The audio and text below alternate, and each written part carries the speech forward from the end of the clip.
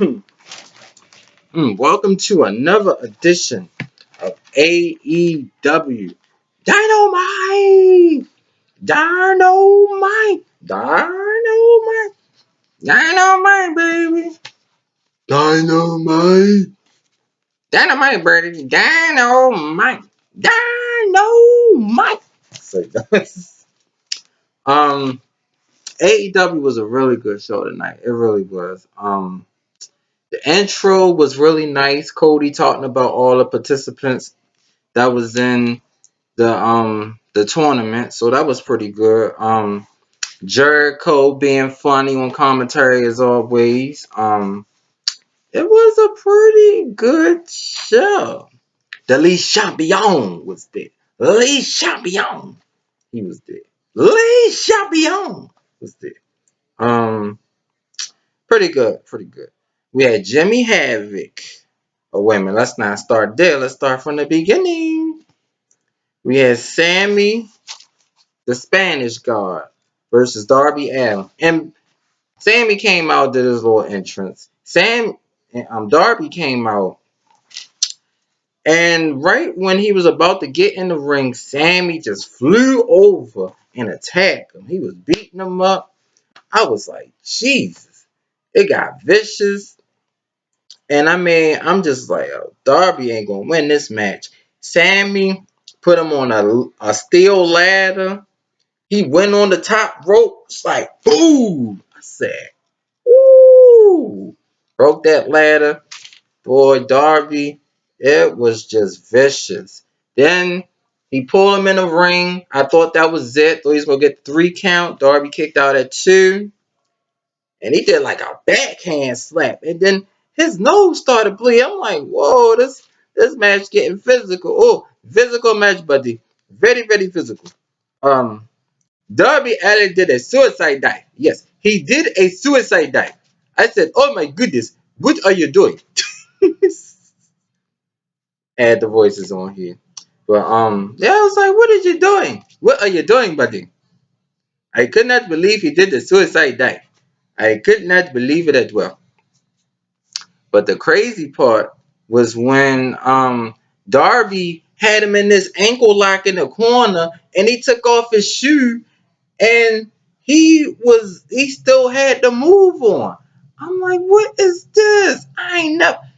It's been a while since somebody like actually took off that, probably like Eddie Guerrero, like he took off his shoe to like actually try to win the match. But Darby took it off to inflict more pain, and he did that. I mean, he got him back in the ring.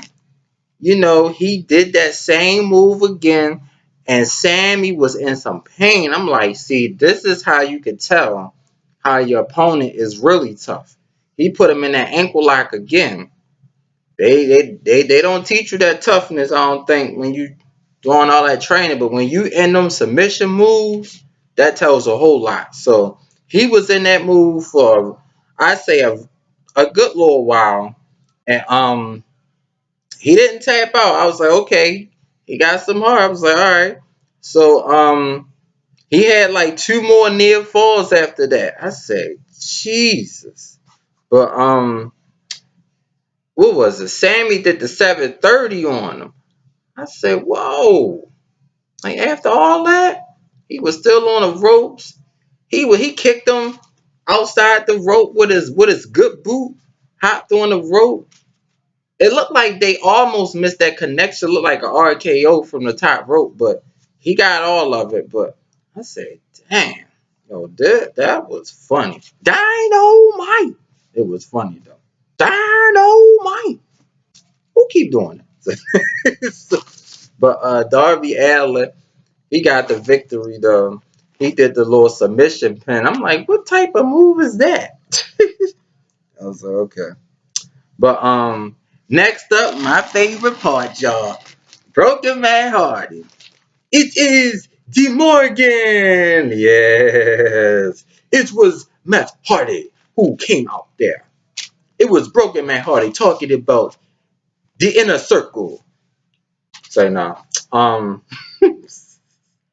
Man Hardy came. No, Broken Man Hardy was talking first. He was telling him that he don't that Sammy is invited to the compound. He said Jericho is too scared to go to the compound, so he will be deleted. Yes, yes. Dynamite. That's right. Um, that was crazy. And Matt Hardy was like, "Bring them all. I will delete them. Delete." But then it was cool when he was talking regular. He was just like, he was talking about the history between him and Jericho. They did have a long history. All those type of ladder matches, them TLC matches when it was the Hardys, Chris Benoit, and Jericho. They had a lot of matches together. And he basically saying like Jericho came to AEW. He's trying to just be at the top and knock off everybody. And he said he's been good friends with the Young Bucks, Cody Rhodes.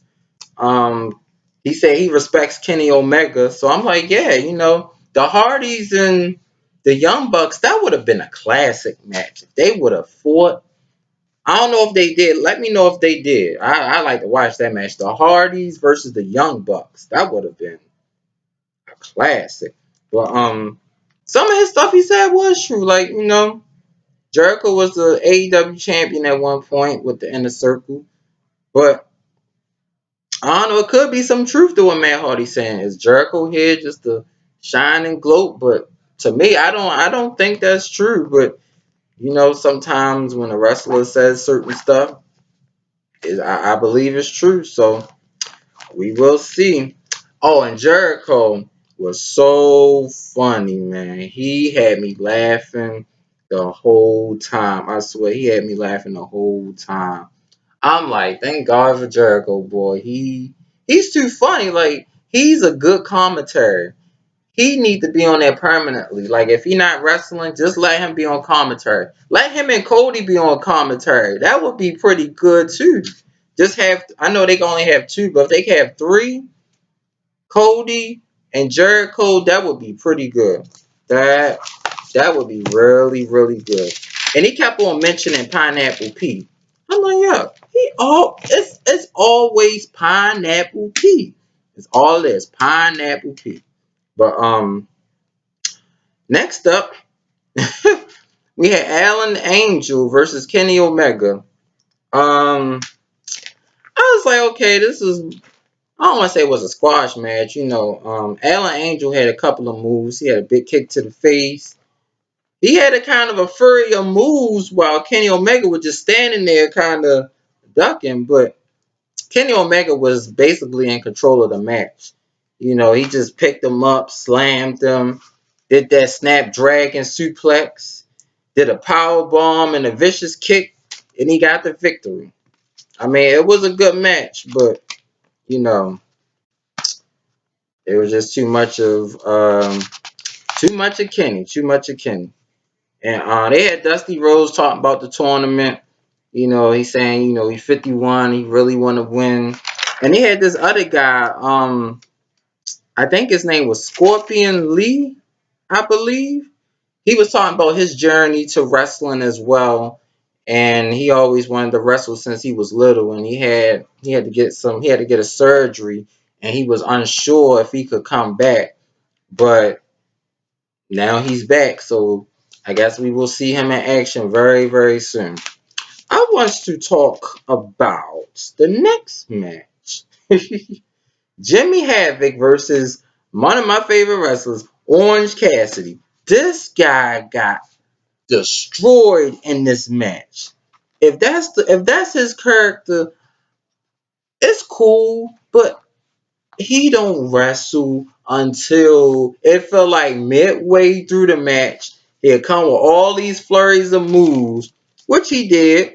He had a body splash on him, had this crazy suicide dive, but I mean, Jimmy Havoc almost broke this man's finger. He stepped on his hand. He chopped him outside the ring. He was just vicious.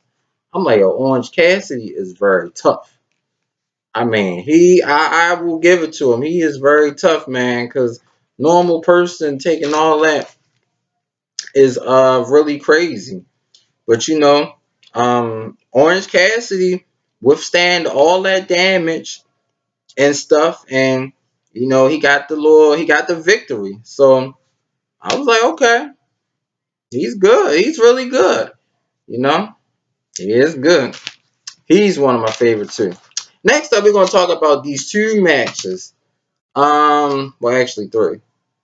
Um, Brody Lee versus Justin Law. We know Brody Lee won, so he dominated the match.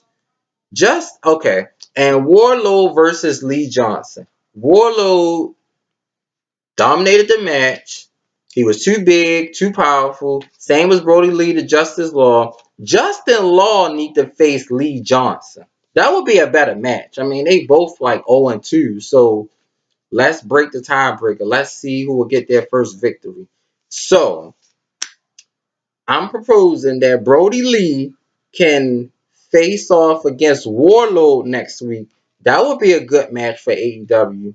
Two big powerhouses going at it. So let me know what y'all think in the comments about that. Brody Lee versus Warlord.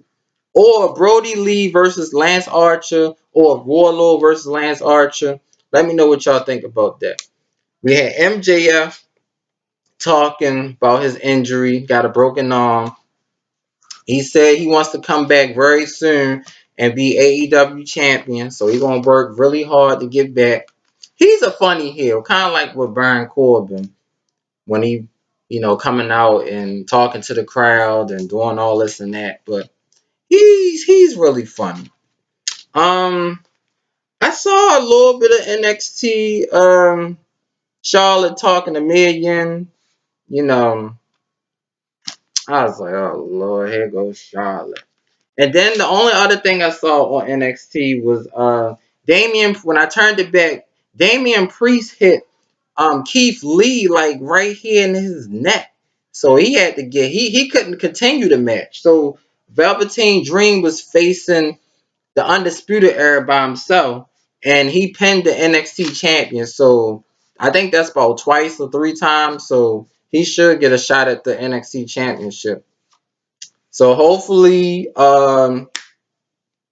Mia Yang can beat Charlotte, switch it up a little bit. And another thing, NXT got all these female wrestlers. They need to bring them to WWE. They got too many female wrestlers. Like Dakota Kai could and her Dakota Kai, Candice, all them people need to be on on Raw or SmackDown. That's what they need to be. And of course, John Moxley was talking about he's going to be on AEW next week, so that should be very interesting. That's my man, John Moxley. Beat up Jack Hager last week. Everybody doubted him. I was like, I'm going Moxley all the way, and I'm glad he won, and he did. So that was good. The main event was okay.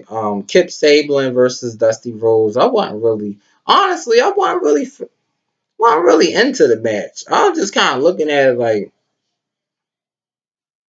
I mean, but Jericho did say something really good. He was like, why would Dusty Rhodes put his career? Yeah, like, why would you put your career on the line? Like, in my mind, he should have did that.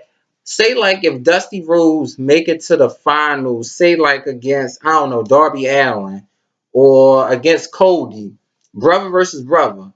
And he could do that. He could be like, all right, this is going to be my final match. Or if I lose to you, I don't wrestle no more.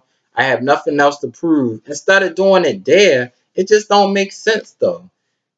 That's just what I would have done. Like he's 51 years old. He's been wrestling for a long time. So he shouldn't, in my mind, he shouldn't have done something like that. Just wait till it's like the championship and then do all of that. I think it would have made perfect sense. But yeah, Kip Sabian, Dusty Rhodes was okay. Um, Kip Sabian had a couple of near falls. One of the funny things was when Brandy came in the ring and she speared Kip Sabian girlfriend. So That was a real funny part, which led Kip Sabian to look at his girlfriend outside the ring for a distraction. And Cody Rhodes did his finishing move, was the final reckoning, and that did it. I was like, okay. So I turned it back on NXT, and then I just saw Velveteen Dream getting the victory over Adam Cole. I was like, okay. But it was a good show. It was a good show. Little bonus. Brody Lee was looking at Marco Stunt.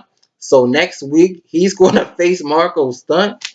That's going to be a squash match, unless his Jurassic World people come out there and help him. Oh, another bonus. I almost forgot. One more bonus. They had the bubbly show. That was so funny. That Flim Flam video, Jericho dancing, Sammy doing that little pose he always do, like he taking a picture or something. Um, Even Jack Hager was funny. Jack Hager was dancing and stuff. I said, "Oh shucks, go ahead, man." But yeah, hopefully we can get those matches. Brody Lee versus Warlow, Justin Law versus Lee Johnson would be a better match. And then maybe Kenny Omega, Hager versus Carl Anderson and Luke Gallows if they on NXT. So we will see. And one more special bonus, just one last bonus. Dynamite. Uh, the referee, that lady referee was so funny in certain matches. Like whoever they got her from, I know she is thrilled to be there. But I hope y'all like this video. Like, comment, and subscribe. There will be more. Woo!